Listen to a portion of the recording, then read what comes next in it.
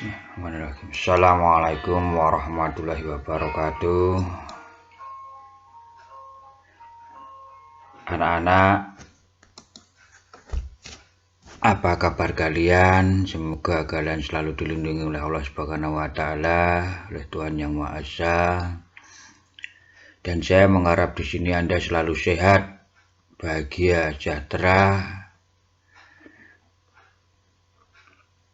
Oke anak-anak, kita teruskan. Kalau kemarin sudah pada awal pembuka itu dinamika penduduk, sekarang adalah mobilitas penduduk dan tenaga kerja.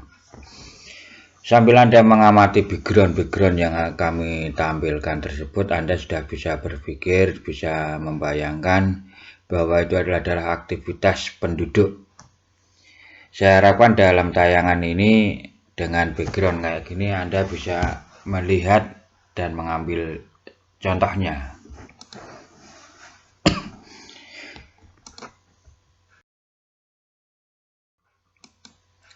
Mobilitas penduduk punya arti, mobilitas penduduk adalah gerak atau perpindahan penduduk dari suatu wilayah geografis ke wilayah lain dalam jangka waktu tertentu. Perhatikan gambar berikut ini. Ini adalah gambar situasi di sebuah terminal. Kemudian kedua adalah gambar dari anggota TNI yang melakukan defile. Gambar tersebut sudah menunjukkan mobilitas.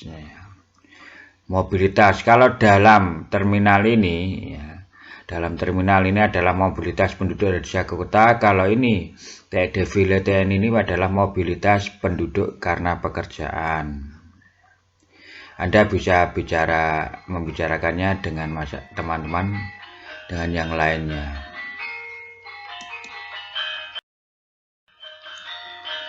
Nah, ini adalah gambar Candi Merak. Kalau zaman dulu mobilitas terjadi karena ini adalah mobilitas karena agama. Mengapa agama? Anda bisa lihat dalam sejarah sehingga orang membangun candi, orang yang dari desa. Kalau tempat membangun candi dulu adalah kota, yaitu mobilitas dari desa ke kota untuk bekerja membangun candi. Ini dari dulu sejarah Mataram Hindu. Jenis mobilitas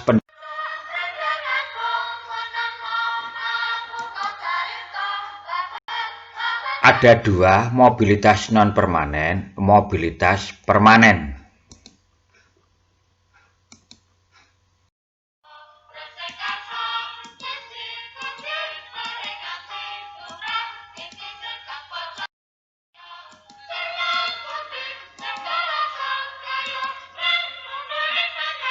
Migrasi internasional yang berupa ini adalah wisatawan asing masuk ke Indonesia, yaitu orang luar negeri masuk ke Indonesia. Kalau EMI, orang Indonesia keluar negeri, misalnya nak haji, jadi TKW. Dengan remigrasi mempunyai arti orang yang sudah jadi warga negara asing, menetap di negara asing, kemudian kembali ke Indonesia. Contohnya adalah mahasiswa yang belajar bertahun-tahun ke luar negeri. Migrasi internasional, urbanisasi, tadi gambarnya yang berupa terminal, itu contoh dari urbanisasi. Penduduk desa pergi ke kota. Ruralisasi adalah orang kota kembali ke desa. Kalau transmigrasi, perpindahan penduduk antar pulau, itu permanen. Faktor pendorong dan penghambat mobilitas penduduk. Dalam gambar background ini, silakan Anda amati, ini adalah alat yang bisa digunakan atau alat transportasi yang bisa digunakan untuk mobilitas penduduk. Yang pertama adalah ekonomi. Kedua, pendidikan. Tiga, keselamatan. Empat, politik.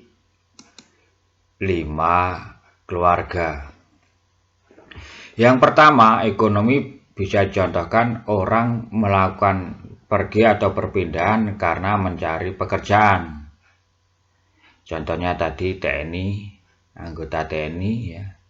Itu kalau sudah diterima TNI atau Polri, itu siap ditempatkan ke mana aja dan di mana aja. Itu bisa juga dinamakan mobilitas penduduk untuk memenuhi ekonomi maupun kewajiban sebagai warga negara Indonesia untuk membela negara. Kedua, pendidikan. Ya, contohnya adalah mahasiswa yang melakukan kuliah atau belajar di luar kota. Keselamatan ini adalah orang mengungsi atau mengungsi eksodus ya, untuk menyelamatkan diri dari bahaya perang atau bahaya bencana. Politik ini orang berpergian karena tujuan politik, karena kekuasaan. Banyak sekali ya, kalau dalam sejarah itu adalah Kraeng Galengsong, Daeng Kraida, dari Makassar pindah ke Jawa, kemudian membantu perjuangan Untung Suropati itu. Mereka melakukan mobilitas karena politik. Yang kelima adalah keluarga. Ini besok Anda sudah menikah, akan mengikuti keluarga baru Anda. Ada pihak perempuan mengikuti suami, ada suami mengikuti istri. Ya.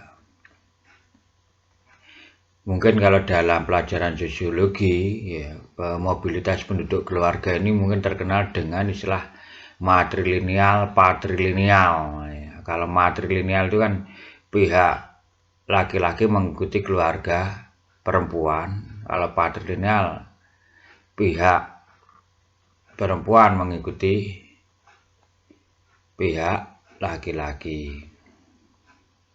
Maaf, pihak perempuan mengikuti keluarga laki-laki. Nah, ini Menara Kudus.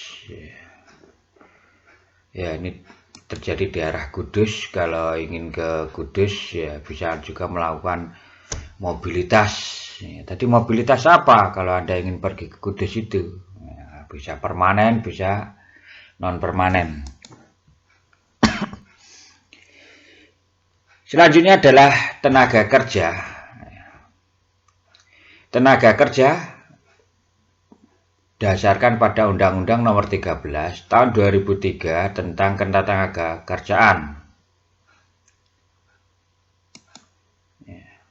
Yang pertama, tenaga kerja adalah setiap orang yang melakukan pekerjaan guna menghasilkan barang dan jasa baik untuk memenuhi kebutuhan sendiri maupun masyarakat. Silakan Anda baca pelan-pelan. Apakah Anda termasuk tenaga kerja menurut Undang-Undang Nomor 13?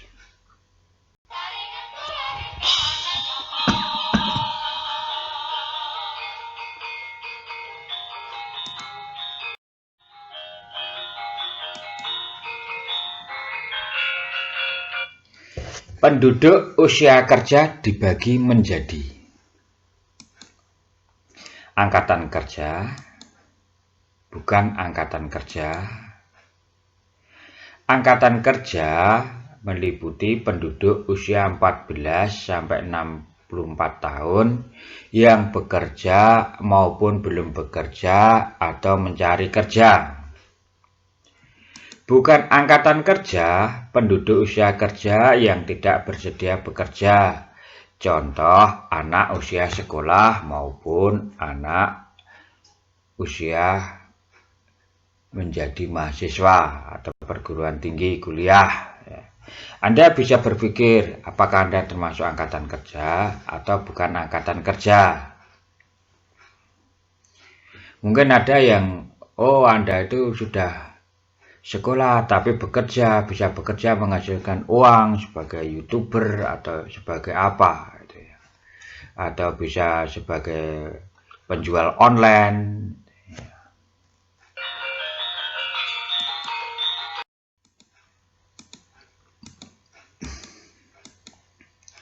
Tingginya tingkat pengangguran bisa dilihat dengan sedikitnya lapangan pekerjaan. Sehingga kalau tingginya tingkat pengangguran ini sebenarnya bisa diatasi dengan penanaman jiwa wira swasta atau entrepreneur. Jumlah angkatan kerja yang banyak bisa diatasi dengan padat karya. Tingkat pendidikan dan keterampilan yang masih rendah ini dibukalah lembaga-lembaga atau badan latihan kerja bila LK yang diadakan oleh pemerintah dengan kerjasama dengan perusahaan-perusahaan atau apa. Penyebaran angkatan kerja tidak merata, ini karena jumlah penduduk yang tidak merata. Perlindungan terhadap kesejahteraan tenaga kerja ini diatasi dengan jam sostek atau BPJS atau apa. Ya, ini masalah ini walaupun pemerintah sudah bisa mengatasi dengan baik, namun bisa juga memunculkan masalah-masalah yang lebih spesifik lagi.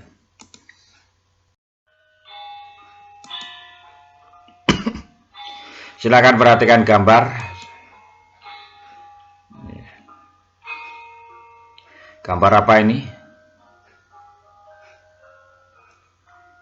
Ya, poster-poster unjuk rasa, usir tenaga asing, tolak upah.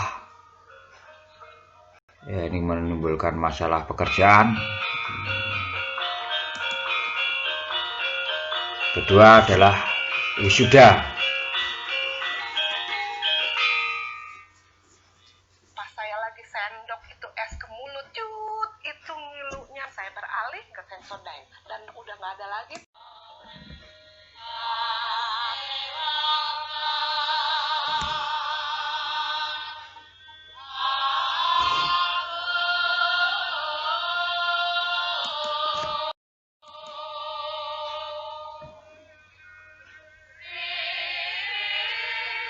Setelah kamu perhatikan kedua gambar tadi, ingat yang pertama tadi gambar apa? Iya, demonstrasi. Kedua, gambar orang wisuda. Setelah kamu perhatikan kedua gambar, Anda bisa menjelaskan mobilitas penduduk apa. Kedua, jelaskan tentang pendorong dan penghambat mobilitas penduduk. 3. Jelaskan masalah ketenaga kerjaan yang ada. 4. Jelaskan apa yang dilakukan pemerintah untuk mengatasi masalah kedua gambar tersebut.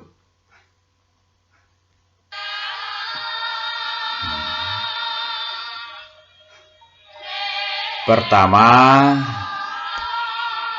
jelaskan mobilitas penduduk. Kedua, jelaskan tentang pendorong dan penghambat mobilitas penduduk.